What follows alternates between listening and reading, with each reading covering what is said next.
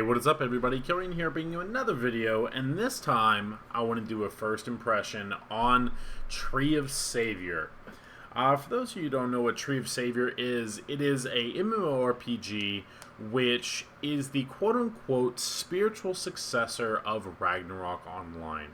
You can see the art style and everything like that being very, very different compared to what you would usually see in an MMO and everything like that, but it is such a cool game. You use your arrow keys to go about moving. You have like a limited amount of skills, as you can see on my skill bar down there. Pretty fair or typical MMO layout as far as the feel goes. But this game is honestly awesome. They did, in my opinion, from my experience playing the current closed beta, they've done almost everything right with the game. Like I said, the art is gorgeous. The feel of the game is gorgeous. It's not a main, in my opinion, it's not a main game. In other words, like you can't be like, oh, this is gonna be my Blade and Soul. This is gonna be my new Terra. This is a game that you can have on the side that has the very classic RPG feel, right? The MMORPG feel. As you can see, different stats, different equipment, and there's a ton of different classes in the game. I think there's like 80 classes because the way the leveling system works and everything like that. The combat is very reminiscent of real action combat as well, as you would think with like Terra and whatnot. There will be little markers on the ground. Oh, the boss is going to jump here. Oh, the boss is going to be using ability, and I'm going to actually be showing that here in just a second. But here we go. We're moving into the actual combat part of it. But the overall game, you only have, what is it? 9 different directions you can move, or 8 different directions you can move. Moving around the boss, they do tons of different like little abilities. He's tossing out coins at me. Auto attack is a pretty big focus, and weaving attacks in between. There is like a mage class, a rogue class, a thief class, everything like that.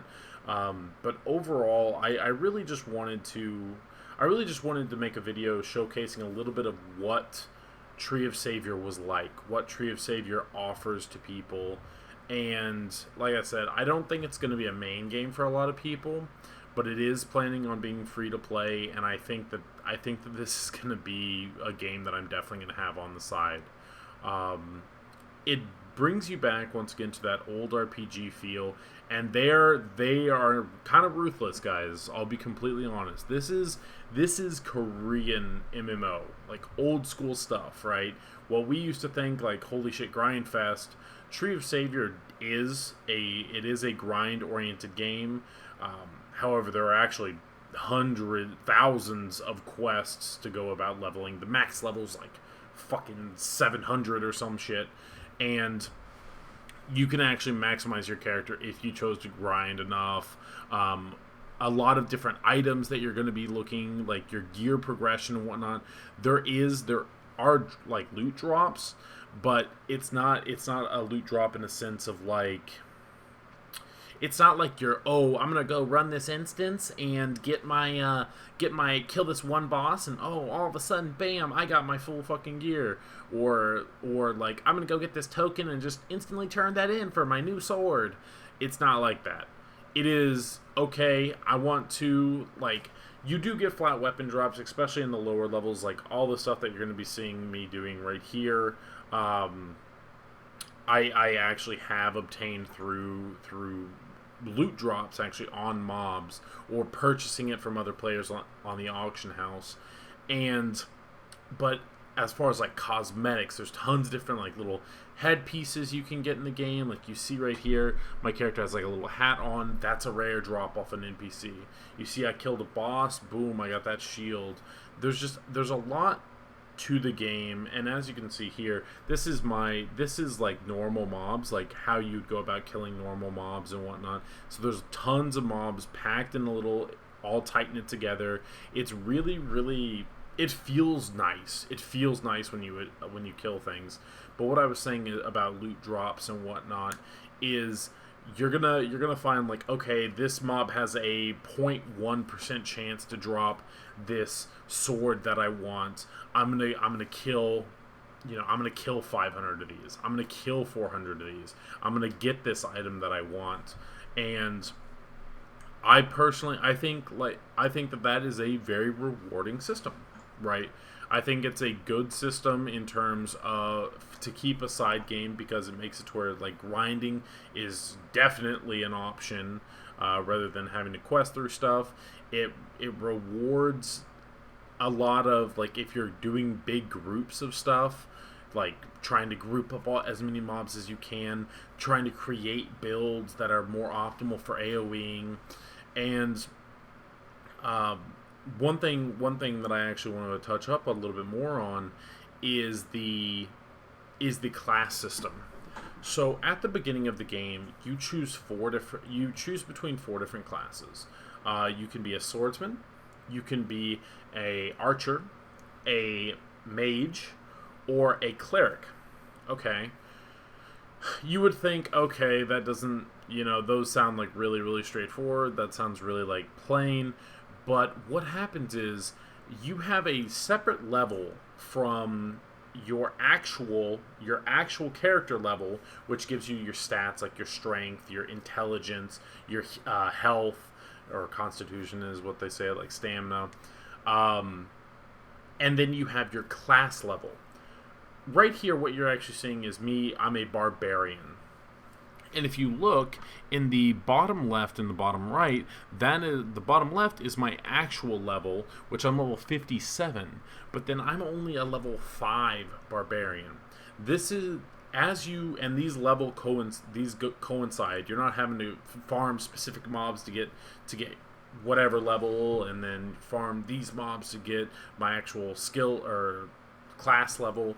These level coincide. Usually your class level takes quite a bit more in comparison, though. And it's really so you start out as this class, you hit max level of 15. I put that in parentheses, I know you can't see me right now, but max level of 15 with your job class, and then you have the choice to ascend. Ascending, you can either go up a tier to a brand new class, or you can further your specialization in your original class. The swordsman, if you actually look at my S&D key, those are buffs. And honestly, I wished I would have done this, but I instead of just choosing to further my talents and become a better swordsman, I decided I wanted to become a Highlander and unlock those new skills. However, whenever you do ascend to becoming a better swordsman, I could have improved the skills that I already had, on top of learning a couple of new higher tier swordsman skills. So what this allows you to do is create an immense amount of different builds, different like styles of play. Like the theory crafting behind this game and the classes is going to be insane.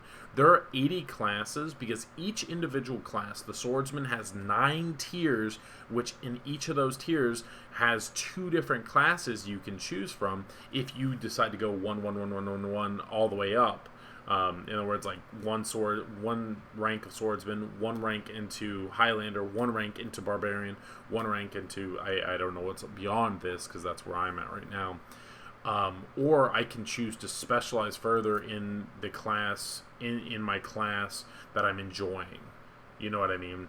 And this is going to create some crazy hybrid builds, some crazy support builds, and there's a lot of potential in this game in terms of theory crafting. From what I've seen and what you've been watching and kind of feeling the video out and everything like that, the combat, once again, is kind of a real action combat. I'm running around, I see the boss, oh, he's going to roll at me, I'm going to avoid that. They place different mines, or they place different traps, like, all around you, which have tons of different effects and everything like that. And this game feels good, guys. This game feels really good. It's not super complicated. It's not as like fucking childish as MapleStory 2. Yeah, I'm calling you sons of bitches out, but and it has so much potential, and it's honestly living up to the potential that I believe that it had. So if you have the chance, sign up on Tree of Savior on the Tree of Savior website. This game is coming, or it is getting ported, or having North American servers. I'm actually on the North American servers right now, though it's laggy as royal shit because this is closed beta and tons of people are playing. Sign up, it's free.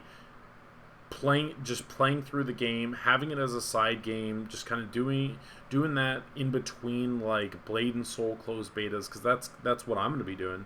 You're probably going to see me stream it actually on twitch.tv/Kilryan. This is a game that you're probably going to see me have. You're probably going to see me play, because I sincerely feel that it's an awesome game. All right, guys.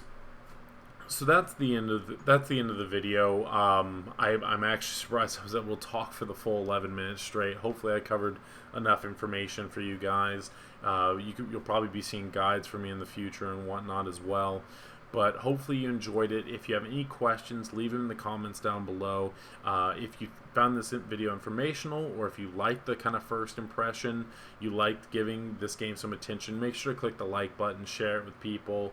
And once again, guys, I'm probably going to be streaming this. So if you want to check out some Tree of Savior, or watching me lose in Blade and Soul, or whatever it may be, come follow me on Twitch at twitch.tv/Kilryan. Alright guys, thank you for watching the video. Hope you all enjoyed it. I'll catch y'all next time.